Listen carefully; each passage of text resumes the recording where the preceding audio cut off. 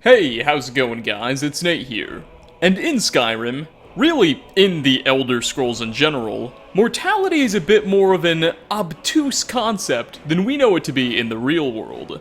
Gods, ghosts, zombies, and a few just really smart elves have all been able to bend the rules of death to the point where it's not really much of a concern for them. And perhaps one of the most intriguing groups of villains we can encounter in Skyrim that's decided the Grim Reaper just isn't for them are the region's vampires. Yes, Tamriel's northernmost province is a home to all kinds of bloodsuckers. Some are living alone in the woods, others band together and form formidable tribes. Heck, a few are even manipulating Skyrim's very government from the inside. So, after hundreds of Skyrim videos, I figured it's about time we finally spare one to put these undead, garlic-fearing non-mortals in the spotlight. Figuratively speaking, of course, that could hurt them. Jokes aside, sit back, pour yourself a small serving of Redwater skooma, and relax, as we take a look at 5 of the most fascinating vampires in The Elder Scrolls V Skyrim. Lord Harkon's Court is obviously an excellent place to kick off this video. We'll have to be careful not to spend the entire episode here, with all the amazing, conniving members of the Volkihar clan residing in this building. For now though, I'd like to focus on Vingalmo. He's an Altmer vampire mage, who serves as one of Lord Harkon's chief advisors, occupying one of the most senior positions in the entire castle.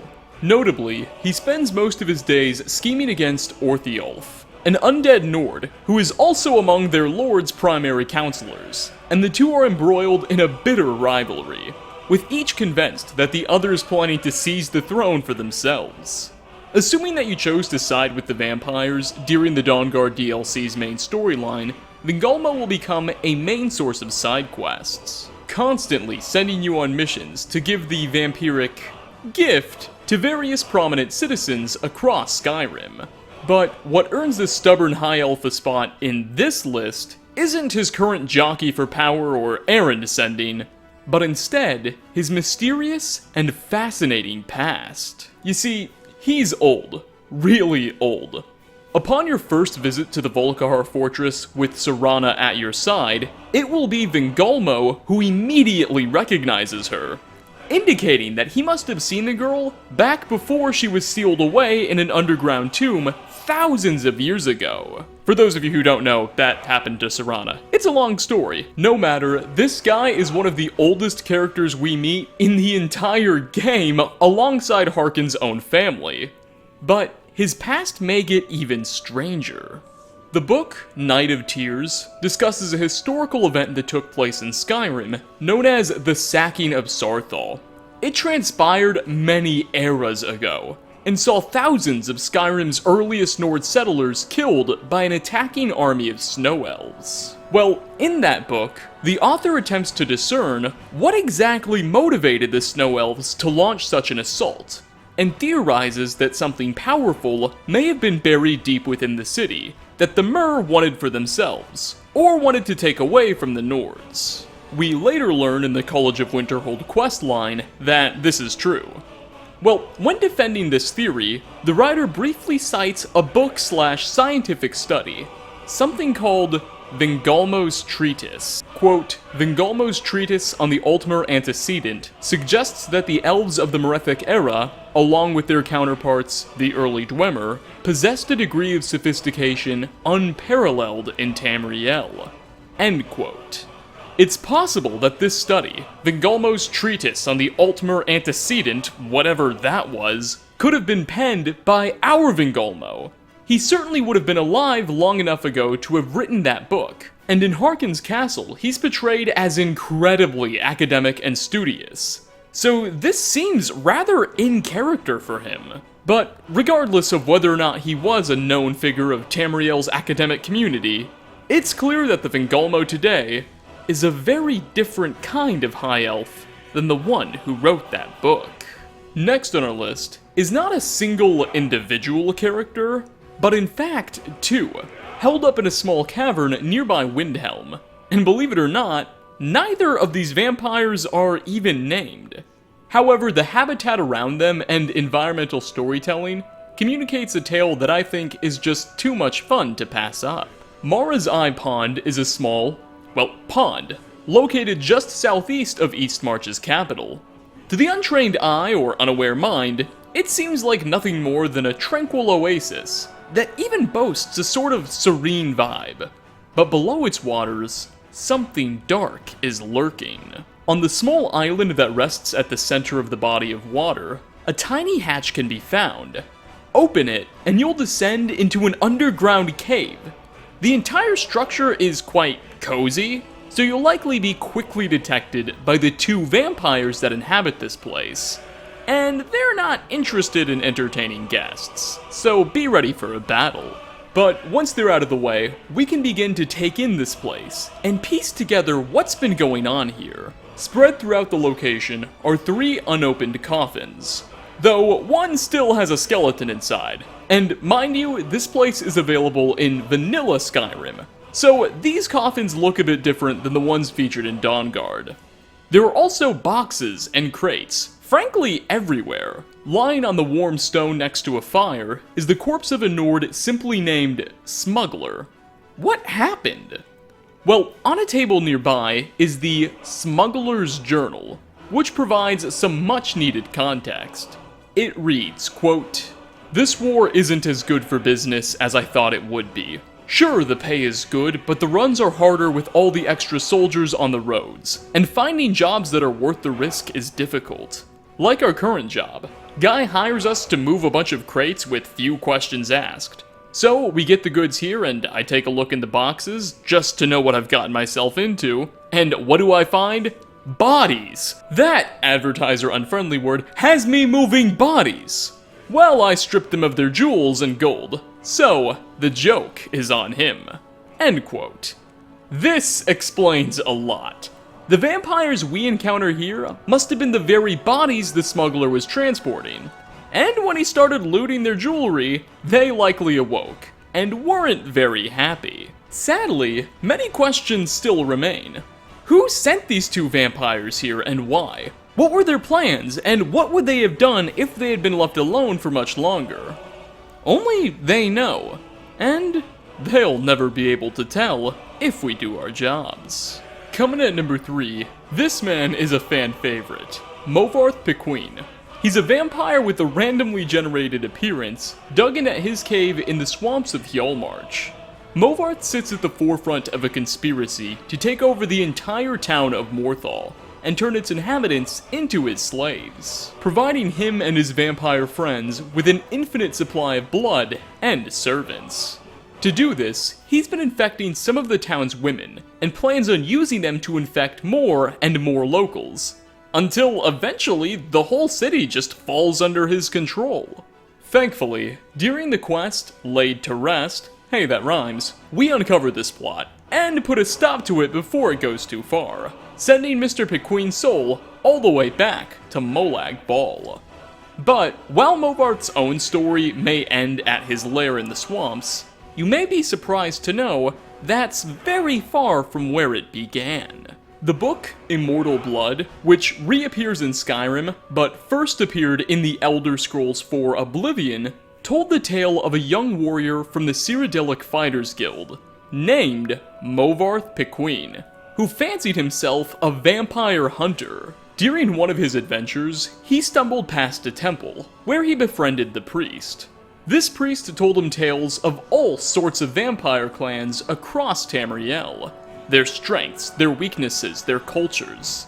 Eventually, though, the book ends when it's revealed the priest himself is actually a vampire too, who chomps down on our hero in the final page. So, Mobarth wasn't always this way. He spent his life hunting down and pursuing the very type of creature he became. However, fate can be a cruel master, and this former member of the Fighters Guild and vampire slayer transformed into his own worst enemy. For 4th spot, we have Vigar, King of Bloodlet Throne. So, the story behind this elderly royal bloodsucker is pretty neat, somewhat shady, and the subject of a side quest given to the Dragonborn by Dengir of Falkreath, called Dark Ancestor. You see, Dengeir is a pretty prominent man in his city. He's a thane to its current Jarl, his nephew, and even used to be the Jarl himself, before many of the nobles convinced him to step down due to his support for the Stormcloaks. But now Dengeir, well, he's got another problem. Apparently, in Falkreath Cemetery, the grave of one of his ancestors has recently been dug up, and the body's gone missing. Most of the town is currently content just chalking this strange happening up to some grave robbers or something. But Dengeir knows the truth is far more sinister than that. Evidently Vigar, the name of the ancestor who was buried and disappeared, was never actually dead. Instead, he was a vampire sealed away in a magical coffin, secured with something called a wardstone. Not too long ago, that wardstone was stolen, and its magical effects keeping Vigar's coffin shut were broke, allowing him to escape. Dengeir knows his undead relative has fled to Bloodlet Throne, an abandoned castle in Skyrim's southern mountains that connects to a series of underground caves beneath the ice. He'll ask you to go there and kill Vigar once and for all, before he can do too much damage. The remainder of the quest is a fairly run-of-the-mill dungeon clearing, as you hack your way through the fortress, which, as it turns out, is very much not abandoned and overrun with vampires, before finding and slaying Vigar himself, who will be sitting on a throne towards the back. Once that's done, the quest will be completed. Now, Vigar himself, as you may have noticed, doesn't talk much, like at all, throughout this whole affair. He's got next to no unique dialogue, and our interaction with him is limited to just combat. But the narrative surrounding him is nevertheless intriguing. Bethesda never explains what that wardstone thing was which kept him sealed away for so many centuries. And the fact that immediately after freeing himself, he seems to have become the lord of an entire vampire den is curious in its own right. Clearly, this was an especially powerful kind of vampire, but he's also found himself at the forefront of a rather interesting theory. Remember that book, Immortal Blood, we just mentioned, which first appeared as a title back in the Elder Scrolls 4?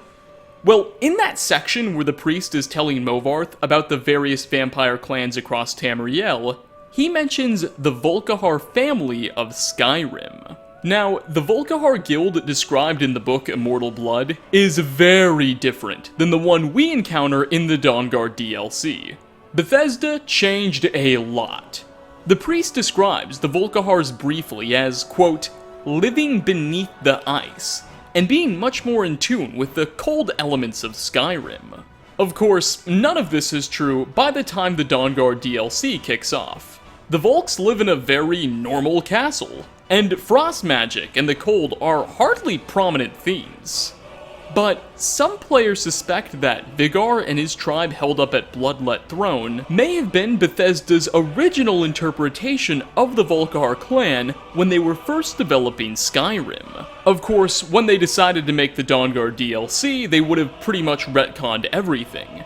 But so much about Vigar and his tribe seem in line with the Volkihar clan described in Immortal Blood. They live in a castle which has vast structures stretching beneath the ice. They're heavily dependent on frost magic. Nearly every vampire in this place uses ice spells. They really fit the bill of the people described in that book from Oblivion. Now, obviously, we can never be sure if this theory is accurate.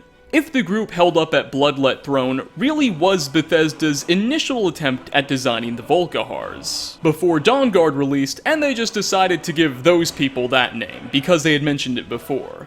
But no matter whether it's true or not, Vigar is an interesting character, with an equally interesting and mysterious backstory. And finally, last on our list, we return our focus to the Dawnguard DLC, to take a look at one of its principal blood-sucking actors, who is seemingly still often overlooked whenever we talk about vampires. Archcurate Verther, one of the most unique characters we'll run into in the entire game. He serves as a sort of secondary main antagonist during the plot of the Dawnguard expansion, and is one of the only 2 surviving snow elves in the world. Well, technically he's not alive, but undead, you get the picture. According to our own dialogue with him and his brother, many thousands of years ago, long before the Nords conquered Skyrim and drove his people to the brink of extinction, Vurthur was the arch-curate, or head priest, of a large temple to the elven god Ariel, in the mountains of the Forgotten Vale region. One day, he found himself attacked and infected by a vampire. It's not elaborated upon how exactly that happened, but nonetheless, our snow elven arch-curate soon found himself cursed by Molag Bal, and developed a deep resentment towards Ariel, his patron god. How could she allow this to happen to him, one of her most dedicated servants? How could his deity abandon him and let him fall victim to vampirism?